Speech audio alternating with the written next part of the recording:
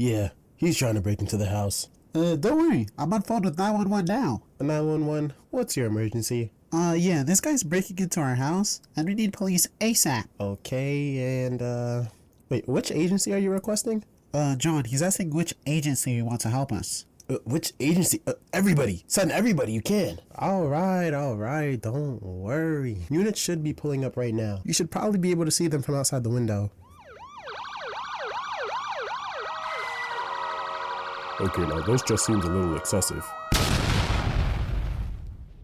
Good morning, Internet, and welcome to one of the very first videos of General Responder, the show where we centralize everything that has to do with first responders, past, present, future, and fiction. How many law enforcement agencies do you think exist in the US? 100? 500? Even 1,000? We'll try multiplying that by 18. Stop typing it into the calculator, dummy. That adds up to about 18,000 separate law enforcement agencies. Yes, you heard me right. Even when you consider the fact that the number includes city police, sheriffs, state troopers, and federal units, that amount of agencies existing at the same time is almost unbelievable. So it poses the question, is this all really necessary? To understand how we got to this point of having such a massively decentralized police force, we have to take a look at the 10th Amendment of the Constitution. Stay with me now. Using the tyranny of the British Redcoats as the pristine example of what not to do with a police force, the framers of the Constitution established that the power of policing and creating laws for the people would be given to the states. Meanwhile, the federal government would handle national issues. In the early days of policing, this took the form of watchmen,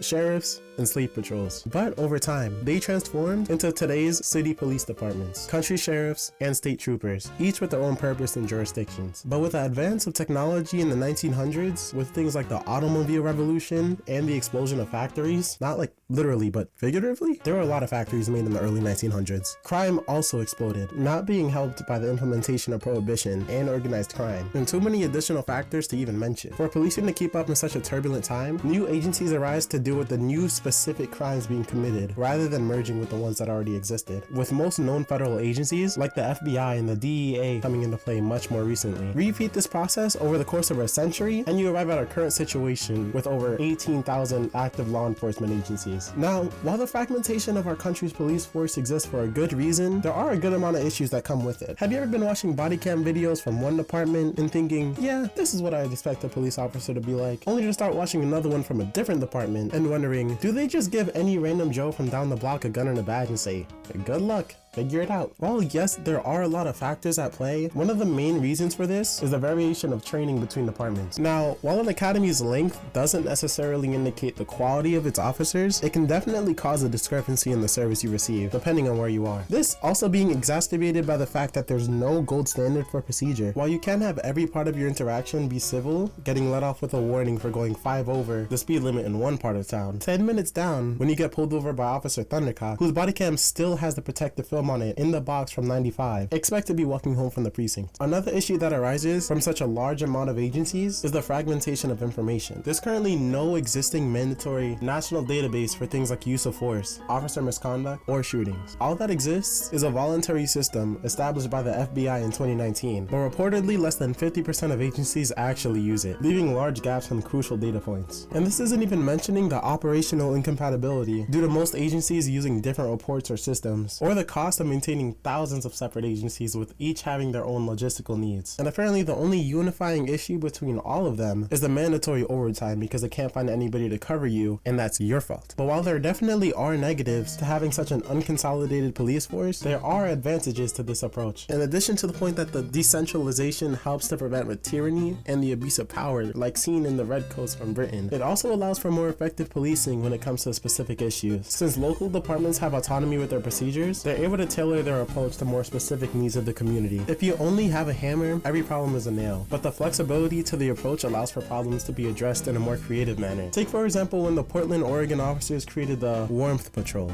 Like, literally no joke, when break-ins spiked during cold months by the homeless, instead of making arrests, police partnered with local nonprofits and distributed coats, blankets, and socks to the homeless. This resulted in the amount of break-ins plummeting, and the added benefit of some good PR from the community. The decentralized force also avoids the issue of the never-ending bureaucracy. Bureaucracy?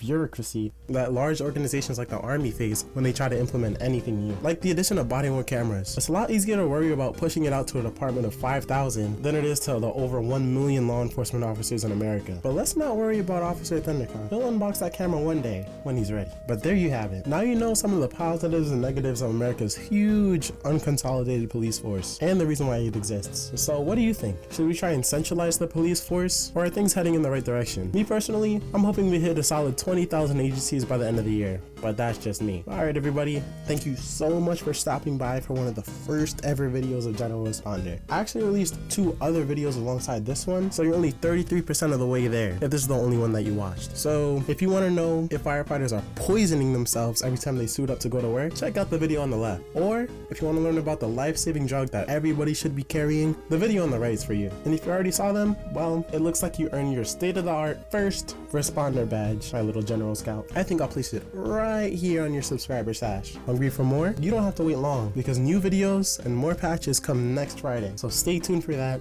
and have yourself a damn good one.